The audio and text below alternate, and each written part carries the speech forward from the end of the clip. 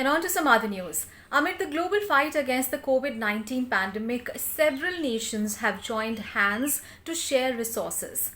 Here is a report. Countries like India, South Korea and Taiwan have already taken the lead in extending help to each other as well as to the developed nations. When COVID-19 surfaced in China, South Korea was the first to help China by providing test kits and personal protective equipment. India has also helped no less than 85 countries with medicines. One of the interesting aspects of cooperation in the midst of the coronavirus pandemic is that it is not driven by the US or by China.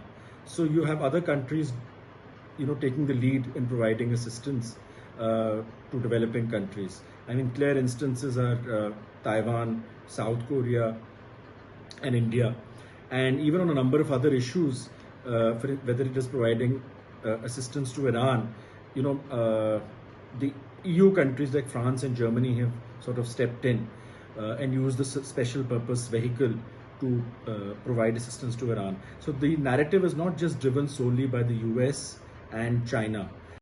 Multilateral organizations like SAARC, G20 and BRICS are working with each other to find solutions to the medical needs and economic disruptions in member countries. It was Prime Minister Narendra Modi who took the lead in convening a video summit of SAARC nations. It was also at his behest that Saudi Arabia organized a video conference summit of G20 leaders. The G20 recently conducted meetings among all ministries of member nations that are concerned with the anti-COVID-19 effort. The BRICS Foreign Ministers Group is analyzing the post-coronavirus situation. There is a clear revival of multilateralism and internationalism. G20, the International Monetary Fund, I think they have played quite an important role in the midst of the outbreak. While the G20 has spoken about greater international cooperation, G20 countries have also spoken on a number of occasions.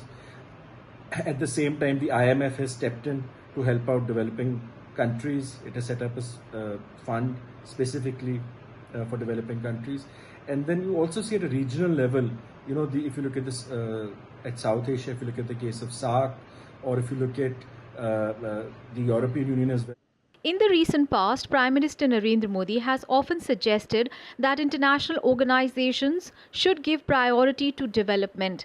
At the recently held BRICS, Russian Foreign Minister Sergei Lavrov said the P5 members of the UNSC are now mulling global strategies to fight the coronavirus. Everyone expects that United Nations will guide the international cooperation. And United Nations Security Council, being the apex body and most powerful body of the world, should come forward. Should we expect that in post-corona period, United Nations Security Council will be reformed and United Nations Security Council will think about development as its priority? Akhilesh Suman for Rajya Sabha Television in Delhi.